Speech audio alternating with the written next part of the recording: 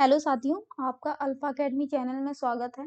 आज हम आपके लिए लेकर आए हैं छत्तीसगढ़ सामान्य ज्ञान से संबंधित महत्वपूर्ण प्रश्न, जो कि आपके प्रयोगशाला परिचालक और चौकीदार भर्ती के लिए बहुत ही महत्वपूर्ण है और ये बाकी भी एग्ज़ाम के लिए महत्वपूर्ण है। तो चलिए वीडियो को शुरू करते हैं। आपसे अनुरोध है, यदि आपने हमारे चैनल को सब्सक्राइब नहीं किया है, तो प्लीज़ चैनल को सब्सक्राइब करिए और ज़्यादा से ज़्यादा लाइक और शेयर कीजिए। तो चलिए शुरू करते हैं। हमारा पहला प्रश्न है, मराठा शासनकाल में रक्षाबंधन के अवसर पर कमाविशदार को दिए जाने वाले उपहार को कहा जाता है? तो इसका सही आंसर है दोस्तों, टीका और नजराना। अगला प्रश्न है, छत्तीसगढ़ के निम्नलिखित स्थानों से पाषाण युग के औजार के साक्ष्य जो हैं वो प्राप्त हुए हैं। तो आपको बताना है कि वो कहाँ से प्राप्त हुए हैं। वो हुए हैं कबरा पहाड़ और जिला रायगढ़ से। हमारा अगला प्रश्न है, आनंद प्रभु कुटी विहार में स्थापित मुख्य प्रतिमा किसकी है? तो वो किसकी है दोस्तों? वो है बुद्ध की। अगला प्रश्न है, यह कहा जाता है छत्तीसगढ़ में पाए गए पुरातत्व सिक्के ईसा पूर्व दूसरी सदी से संबंधित हैं। आपको बताना है कि वो सिक्के का क्या नाम है। तो वो है आहत मुद्रा या पंचमार्ग मुद्रा। हमारा अगला प्रश्न है, छत्तीसगढ़ में चितवा डोंगरी के शैल चित्रों की खोज सर्वप्रथम किसने की? दोस्तों वो किसने की थी? वो की थी भगवान सिंह बघेल एवं रविंद्रनाथ मिश्र ने। अगला प्रश्न है, प्राचीन काल में छत्तीसगढ़ को किस नाम से जाना जाता था, जिसका उल्लेख रामायण और महाभारत दोनों में मिलता है? तो इसका सही आंसर है दोस्तों, दक्षिण कौशल। अगला प्रश्न है, वेदों में वर्णित वस्त्र का नाम क्या है? तो वो है दोस्तों, वो है दक्षिण दिक। बढ़ते हैं नेक्स्ट प्रश्न की ओर। दिया है, बस्तर में हिंदक नागराज वंश की स्थापना कब हुई? तो ये कब हुई थी दोस्तों? ये हुई थी 1023 एडी में। हमारा अगला प्रश्न है कि बस्तर के हिंदक नाग राजवंश के पहले राजा का नाम क्या था? तो दोस्तों पहले राजा का नाम जो है वो क्या था? वो था नृपतिभूषण। अगला प्रश्न है, सातवाहन वंश के पदाधिकारियों का पदनाम छत्तीसगढ़ के किस स्थान के अभिलेख से प्राप्त हुआ है? दोस्तों इसका सही आंसर है किरारी। अगला प्रश्न है, निम्नलिखित में से किस कारण से 1920 में कंडेल गांव के किसानों ने आंदोलन किया था? तो दोस्तों वो किस लिए हुआ था? वो हुआ था नहर के उपयोग पर जुर्माना। अब अगला प्रश्न है हमारा, कलिंग के सोमवंश का संस्थापक निम्न में से कौन था? तो दोस्तों इसका सही आंसर क्या है? वो है शिवगुप्त। अगला प्रश्न है, छत्तीसगढ़ के राजा विक्रमादित्य किस वंश से संबंधित थे? तो दोस्तों वो किस वंश से संबंधित थे? वो थे बाण वंश से। अगला प्रश्न है, छत्तीसगढ़ के रायपुर में जनवरी 1558 में सैनिक म्यूटनी हुई थी। वे कौन से रेजिमेंट से संबंधित थे? आपको बताना है। वो थे तीसरी भारतीय रेजिमेंट से। अगला प्रश्न है, छत्तीसगढ़ के महासमुंद जिले के निम्नांकित किस शहर की हिमसांग ने 7वीं शताब्दी में यात्रा की? तो वो थे दोस्तों सिरपुर।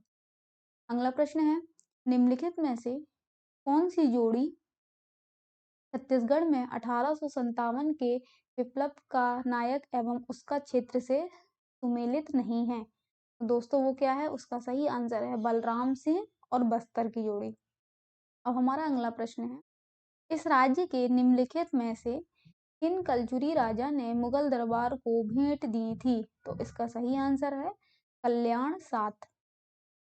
अगला प्रश्न दिया है दोस्तों, छत्तीसगढ़ स्थित परलकोट के जमींदार गेंद सिंह को ब्रिटिश शासन के विरुद्ध विद्रोह करने पर निम्नलिखित में से किस तिथि को फांसी दी गई थी?